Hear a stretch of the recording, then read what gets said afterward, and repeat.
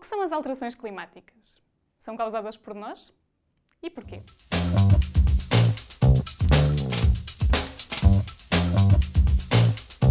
O que são as alterações climáticas? Há uma diferença entre clima e estado do tempo. Se faz sol ou chuva hoje, isso é o estado do tempo, que pode mudar todos os dias. Mas se um país costuma ter invernos frios e chuvosos ou verões quentes e secos, isso é falar do clima. Tem a ver com padrões estáveis ao longo de muito tempo.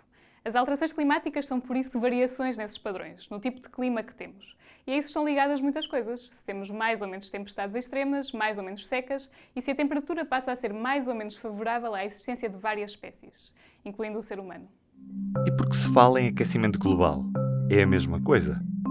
O aquecimento global é a subida da temperatura média da atmosfera do planeta e faz parte de todo o processo das alterações climáticas. Não quer dizer que não faça muito frio num sítio hoje, por exemplo, mas quer dizer que, em média, o nosso planeta está a aquecer de ano para ano. Já as alterações climáticas incluem outras mudanças para além da temperatura. Se chove mais ou se chove menos, em que altura do ano, ou se muda o sentido dos ventos dominantes e das correntes marinhas, por exemplo. Até pode haver sítios em que fica mais frio. Mas isso está tudo ligado. É a subida da temperatura média da Terra que está a causar uma cadeia de acontecimentos que causam estes fenómenos, em parte por causa do degelo dos polos. É mais correto falar de alterações climáticas porque são um fenómeno mais abrangente, tal como as suas consequências: a destruição de ecossistemas, a extinção de espécies, secas mais intensas, incêndios florestais mais graves, falta de água nos sítios e tempestades mais violentas noutros lugares.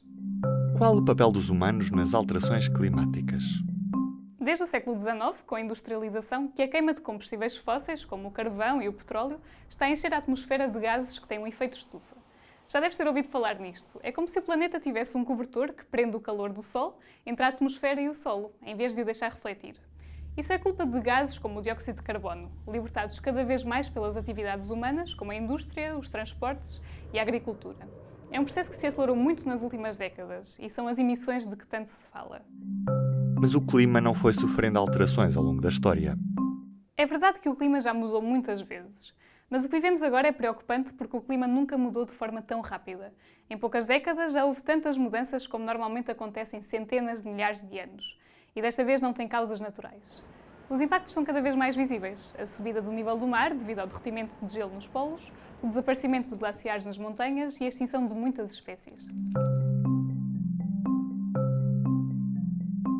Portugal não escapa ao que se passa por todo o planeta. Por cá, a maior ameaça é a subida das temperaturas médias, secas cada vez mais longas e a concentração de chuva em períodos muito curtos.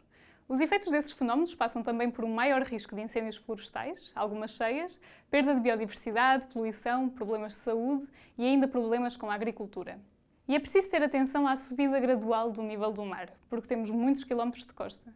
Os cientistas estimam que até ao final do século pode afetar 225 mil portugueses. Isto não quer dizer que estas zonas vão ficar sempre debaixo de água, mas o mar vai subir o suficiente para deixar muitos sítios mais vulneráveis a cheias. E o que se pode fazer para travar as alterações climáticas? O problema é global e muitas das soluções também são. A mais importante é mesmo reduzir, e muito, as emissões de gases com efeito estufa. É isso que se discute há muitos anos e que deu origem ao Acordo de Paris de 2015. Je n'entends pas d'objection. L'accord de Paris pour le climat est accepté. Os países comprometeram-se a reduzir as emissões para limitar o aumento da temperatura global a 1,5 graus até ao final do século, tentando que não ultrapasse os 2 graus. Tudo isto em relação aos níveis pré-industriais. Cada um de nós também pode ajudar, aumentando a pressão sobre os governos e sobre os maiores poluidores, para cumprirem aquilo que foi prometido.